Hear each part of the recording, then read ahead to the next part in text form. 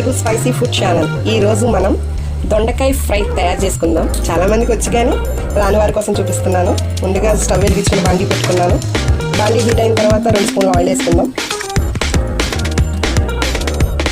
Oil heat ఎక్కిన తర్వాత 1 tea spoon ఆవాలు, 1 టీ స్పూన్ జీలకర్ర, 4 పచ్చ దంచుకున్న వెల్లుల్లిపాయలు,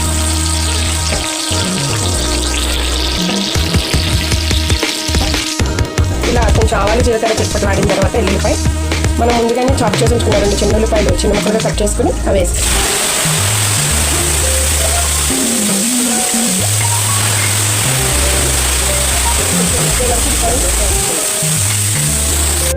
ఇప్పుడు మనం ముందుగానే దొండకాయని చిన్నగా కట్ చేసుకుని పక్కన పెట్టుకున్నాం. అవి వేసేద్దాం.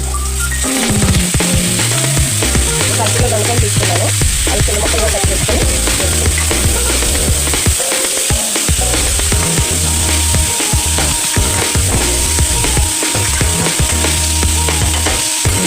ఇప్పుడు ఇది సిమ్లో పెట్టి ఫ్రై చేసుకుంటాం.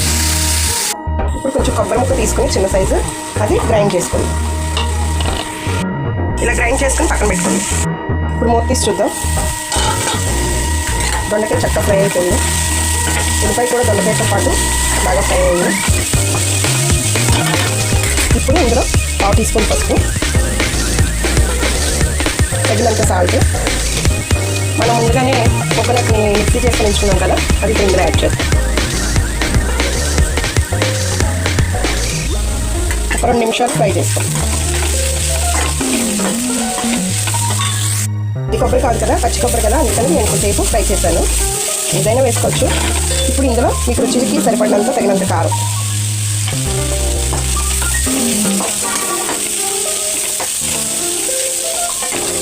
ఒక 1 టీ స్పూన్ ధనియాల పౌడర్,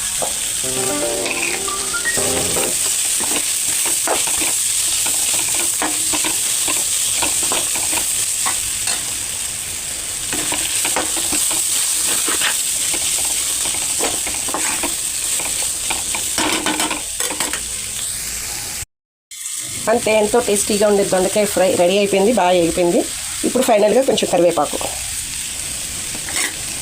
అంతే. స్టవ్ ఆఫ్ చేసుకుందాం.